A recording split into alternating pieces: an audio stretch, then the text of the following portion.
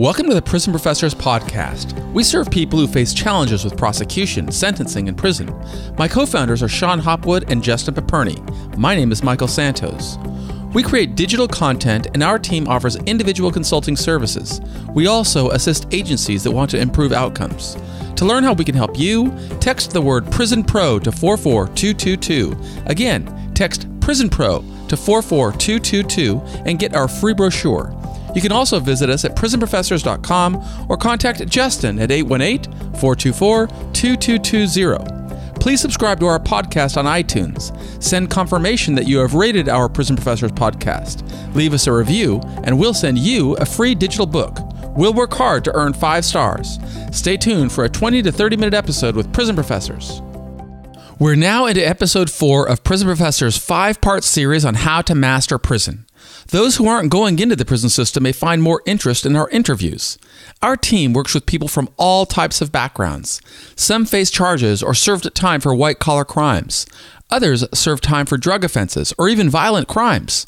Our interviews with those people show that regardless of what bad decisions a person has made in the past, it is never too early and it's never too late to begin sowing seeds for a better life. In this series, we're offering content that will help people before they go into the criminal justice system. We know there's a lot of fear and anxiety about prison. Our team knows how to overcome it, and it is a big thing to overcome the fear of prison, especially for those who don't know anything about it. Phillips Lovecraft, an American fiction writer, wrote a line that is often quoted. He said, "The oldest and strongest emotion of mankind is fear. And the oldest and strongest kind of fear is fear of the unknown." If you have never been to prison before, then you may have some fear. That's normal. People who haven't been to prison don't really know what to expect. We have seen prisons depicted in movies, but are those representations real? Prison populations levels have soared over the past several decades, and as a result, artists portray prisons in film, television, music, and literature. One of my favorite pastimes, even though I was in prison for 26 years, I still enjoy watching those shows on the Biography channel or on the A&R channel or something like that, where they're just featuring shows like Locked Down and Locked Up and things of that sort. But are those really real portrayals of what can happen in prison? You see, when artists portray scenes from prison, they feature the sensational. They produce the scenes to elicit an emotion. And frequently, film producers want to elicit the emotion of fear. But our team at Prison Professors provides you with a different perspective. If you're going into the prison system, open your eyes to the best possible outcome. What does the best possible outcome look like in your case? If we can see the best possible outcome, we begin to realize that pathways to success exist. Look at the success of our partners at Prison Professors. Neither Shon nor Justin had been to prison before. One was going to prison for armed bank robbery. The other would serve time for a white-collar crime of securities fraud. Both men were afraid of what was to come. Prison would separate them from the people they love. It would separate them from the people who loved them. Neither knew anyone who had served time before. Yet both of them had seen the movies. They watched the television shows, and they heard the stories, just like many of the listeners to our podcast. The outcomes of my partners on the other side of the journey, however, completely differed from what anyone would expect. Shon became the most successful jailhouse lawyer in history. He wrote briefs that won cases in district courts, in circuit courts, and in the United States Supreme Court. Then, after completing the term, Shon went on to law school. He clerked for the D.C. Circuit Court. Georgetown Law School hired Shon. He's now a law professor and an advocate for reforms. Who would have thought that that could be possible when you're going into the prison system for armed bank robbery? Similarly, Justin chronicled his story in Lessons from Prison. When he went to prison, he feared the type of life he would lead upon release. Justin's conviction for fraud resulted in the loss of his livelihood. He worried about how he would be able to earn a living. But like Shon, Justin finished serving his sentence during the worst economic recession of our lifetime. Yet during the first few years since his release from prison, he began building businesses. Those businesses would generate millions in revenues. Clients for those businesses include law enforcement, the corporate sector, academia, law firms, the judiciary, and individuals who face time in prison. Through his preparations in prison, he was able to come back strong with his dignity intact, able to earn an income that could provide for his family. Why did Shon and Justin experience a different outcome from what we see portrayed in media? Well, the answer is quite simple. They prepared for success. I'm Michael Santos. My partners and I want to share everything we learned about mastering the prison system. Like Shon and Justin, I went to prison as a young man. I started my journey in 1987 when I was only 23. I didn't get out of prison until 2013. And despite the 26 years that I served, every day felt productive. It felt productive because I wasn't only preparing for prison, I was preparing for the success that I wanted to achieve in prison and beyond. I know that some of our listeners may be going into prison at an advanced age. Some of our listeners may be going into prison at a young age. Some people may be going into prison for a year. Some people may be threatened that they could go to prison for decades or life.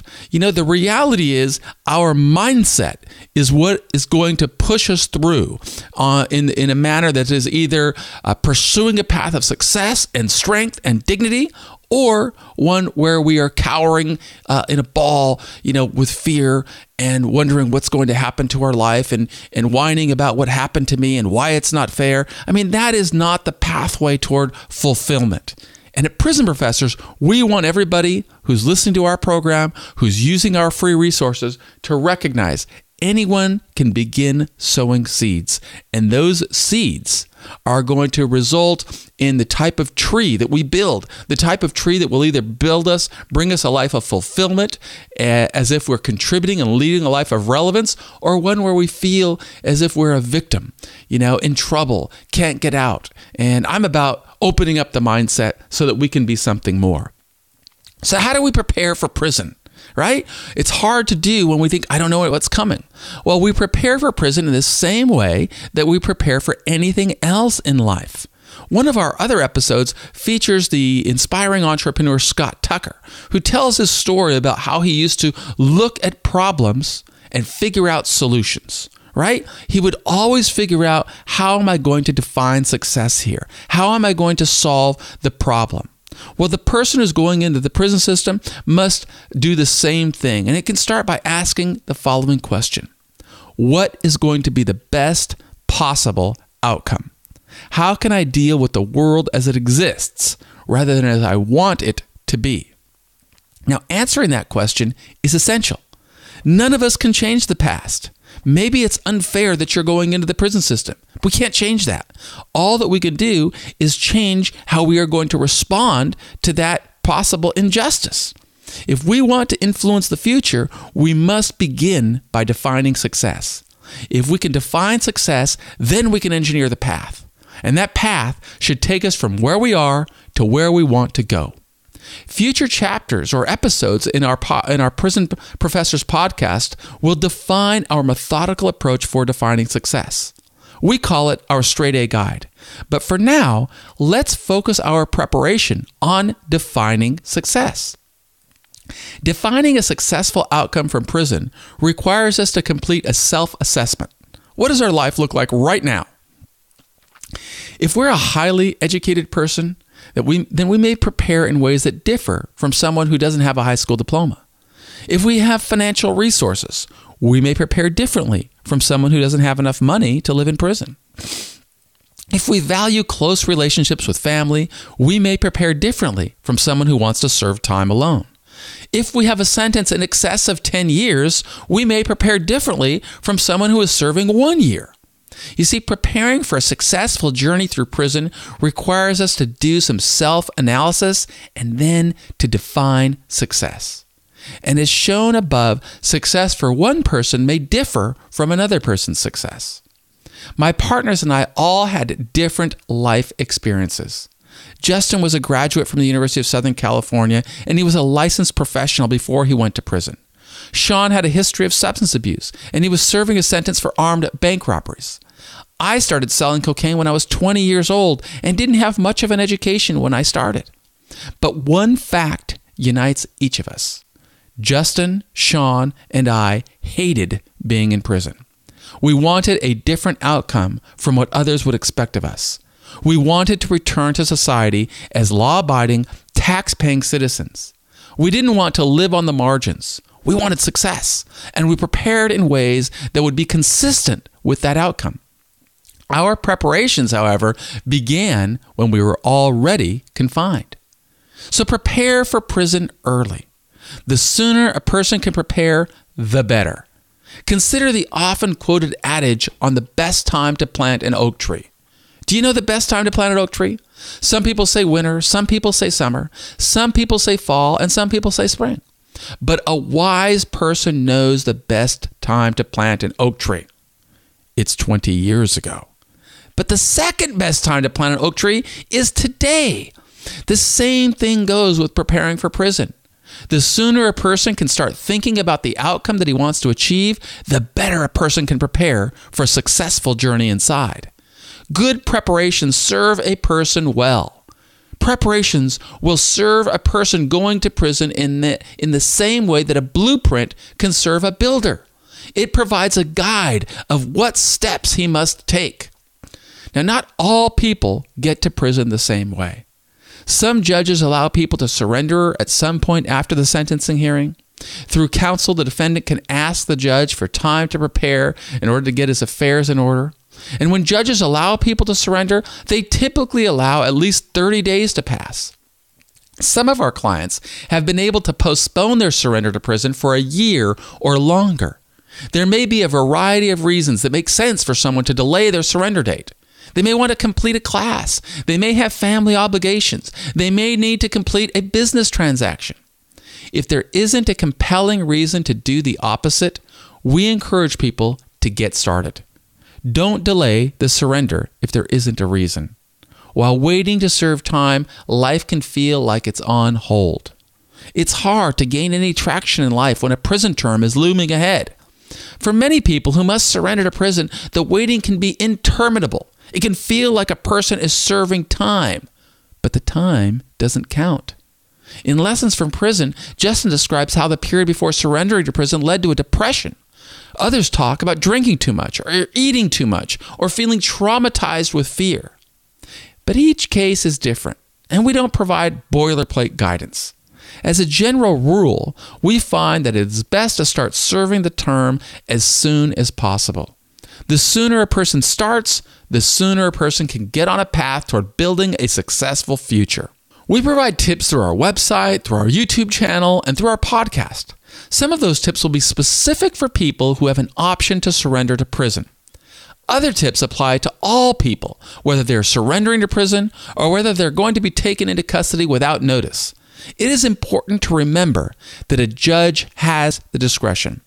The judge can leave a person out on bond for a lengthy period of time after the conviction, or the judge can issue an order that results in an unexpected confinement. Consider the widely reported case of Martin Shkreli. Martin was widely castigated in the media. Headlines labeled him as the Pharma Bro. In 2017, a jury convicted Martin on charges related to fraud. While out on bond, he repeatedly appeared on social media. One post supposedly offered payment to anyone who could provide a piece of hair from Hillary Clinton.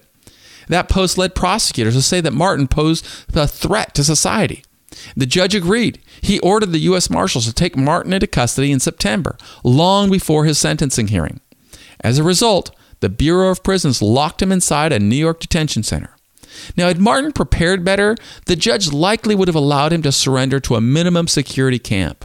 Life in a minimum security camp offers considerably more liberty and considerably less volatility than life inside of a detention center. It is always best to prepare. Knowledge translates into better decisions, and better decisions translate into better experiences.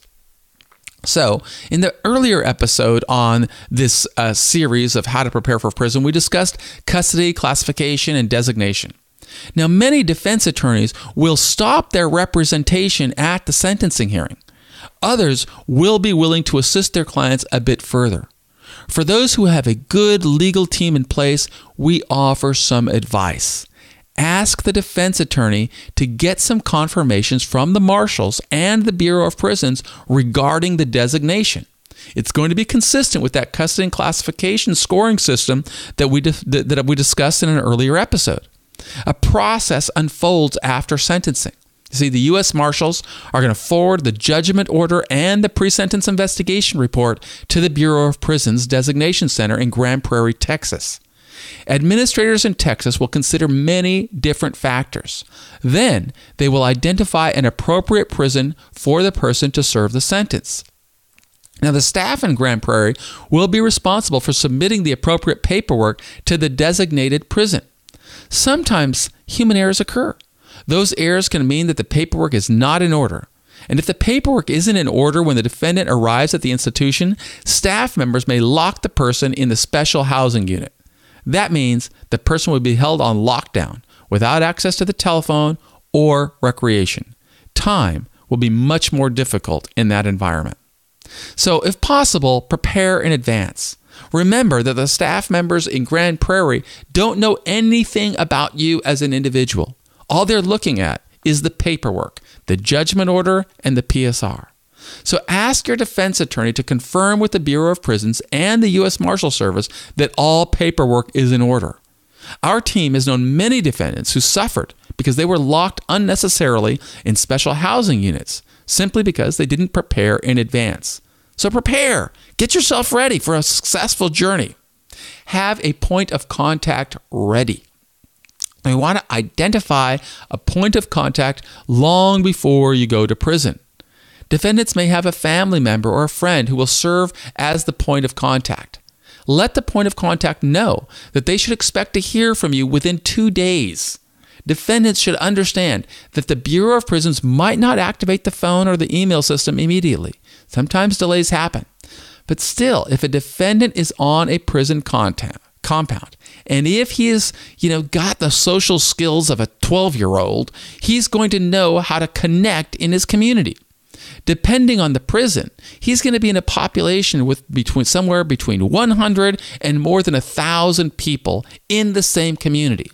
And I can guarantee you, someone is going to be there to help.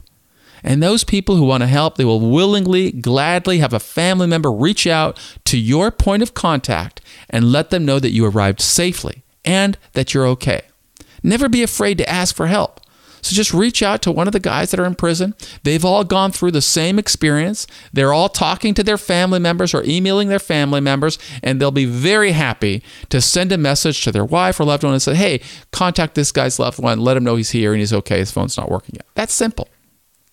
So create a plan for your point of contact to follow. If your point of contact does not hear from you after 3 days, then it's time to take action. Your point of contact should contact your attorney. If you don't have an attorney, you need an advocate who's going to help you. Your advocate should contact the Bureau of Prisons. Effective advocacy will lead the Bureau of Prisons to investigate why you are not able to communicate. If you're being held in the shoe because of misplaced paperwork, your advocate can take steps to correct the problem. Unfortunately, if you're locked in the shoe, there's nothing you can do. You're just sitting there waiting, wondering, when is somebody going to pull the strings and open an opportunity for me? Alan was a client who could have used an advocate. He was convicted of a healthcare fraud, and he surrendered to a minimum security camp to serve a 36-month sentence. But besides the instant offense, Alan did not have a criminal history. So he expected to serve his time in the camp. But the BOP in Grand Prairie didn't forward his pre-sentence investigation report to the camp. I don't know what the reason was. It just didn't get forward. And as a result, when he surrendered to the camp, the staff members locked him in the special housing unit. And he remained in the special housing unit for 6 weeks because the staff didn't have a sense of urgency to fix the problem. Alan didn't know any better, and he didn't have a plan to fix the problem.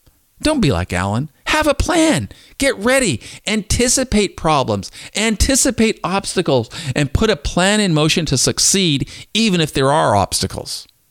And that brings us to finances. Create a finance plan as soon as possible. The plan should take into consideration the financial responsibilities outside of prison and the financial needs while you're going to be in prison. Every individual has a unique situation. Some people have family members to support. Others don't have any financial responsibilities outside of prison. Think this through. Craft a plan that works for the support group.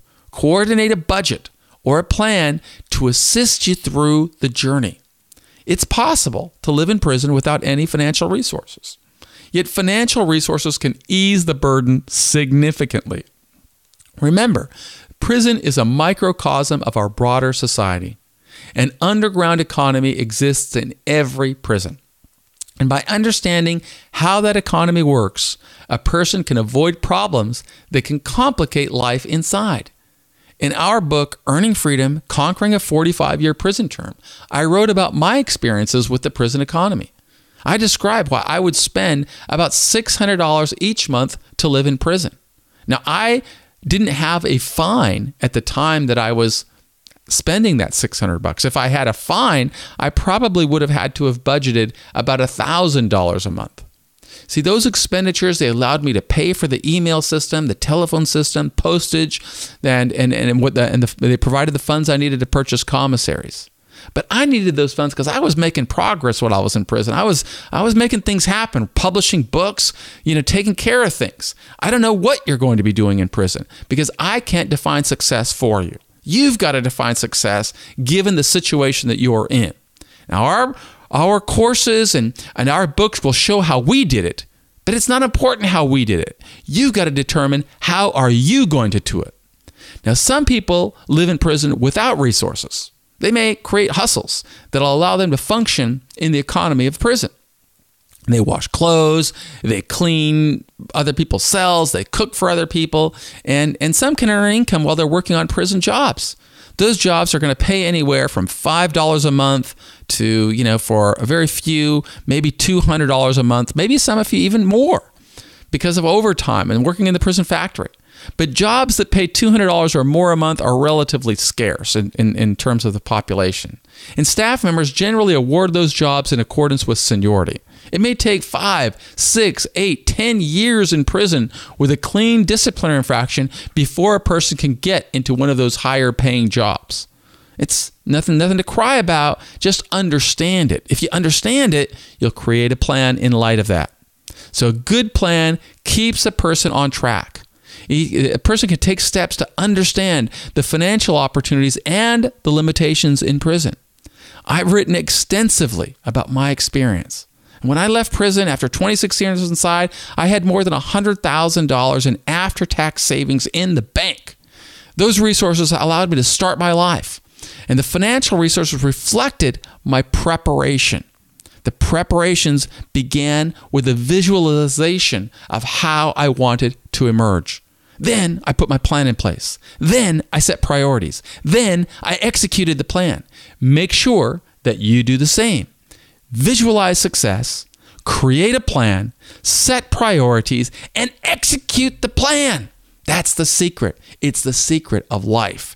Not only succeeding in prison, it's the secret of life. Visualize, plan, prioritize, execute. So a good planner will see advantages everywhere. We encourage you to plan your reading list. That plan worked well for our partner, Sean Hopwood. He chose to read selectively in prison, very selectively. That selected reading plan led to his developing knowledge of the law. By reading, Sean became an expert in writing appellate motions. And while in prison, he wrote briefs that led to liberty for many people. His briefs won in U.S. district courts, in circuit courts, and the United States Supreme Court. But what did he do? What was his planning? His planning was to read more than 100 cases every single month, and he could hold himself accountable to that. Likewise, Justin followed a disciplined reading schedule while he was in prison. He read books that would lead to his success upon release. So what about you? What books will you read while you're in prison? How will reading contribute to your success while you're in prison and beyond? The more thought you give to that, the more methodical you can be. In several of our programs, I described the strategy that empowered me through prison. Every time I read a book, I would document the experience with a book report. And the book report would follow a simple plan. I would answer 3 questions. Why did I read the book? What did I learn from reading the book? How will reading the book contribute to my success upon release? By responding to those questions, we can show a disciplined, deliberate path to make time in prison work for you. It's part of an excellent preparation strategy. Now, there's another strategy that I used and that we really advocate at Prison Professors, and that's journaling and reputation management. At the soonest possible time, anticipate the challenges that you're going to face upon release. Use your time inside to begin crafting your personal image. Anticipate how prospective employers, creditors, business associates, and anyone else will perceive you. What will they find when they run a search on Google of your name? If you anticipate challenges in your future, you can begin sowing seeds today to overcome those challenges. That strategy worked well for Shon. That strategy worked well for Justin. That strategy worked well for me. Each of us documented our journey in prison.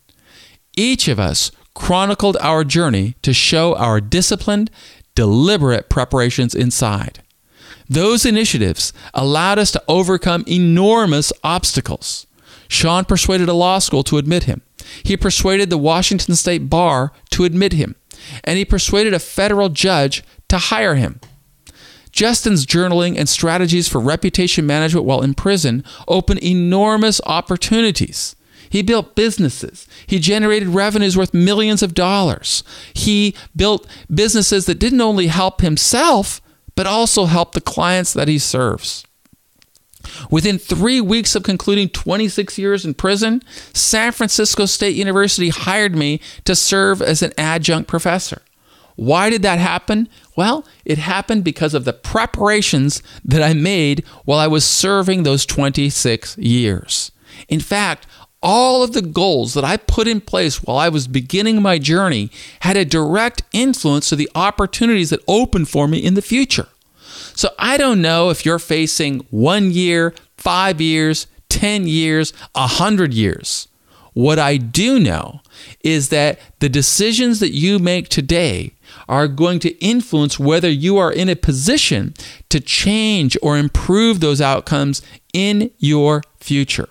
Start sowing seeds today. Nurture those seeds. Make sure that you feed those seeds. Water them. Feed them with fertilizer. And never forget what fertilizer is. What is fertilizer? I don't want to use profanity on this podcast because many of our podcasts go into the prison system, and I like to say that our show is completely clean without profanity, so I'm not going to use the word, but I am going to ask you to think, what is fertilizer? Okay?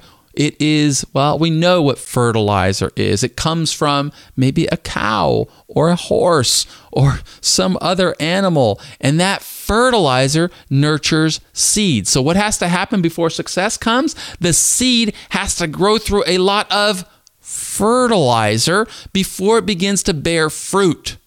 Plant your seed. Be prepared to grow through a lot of fertilizer before seeing what's going to happen. That's what it means to prepare for success. Know that it doesn't happen tomorrow. No successful venture begins with an idea and the next day you have the success. It's frequently said that an overnight success is 20 years in the making.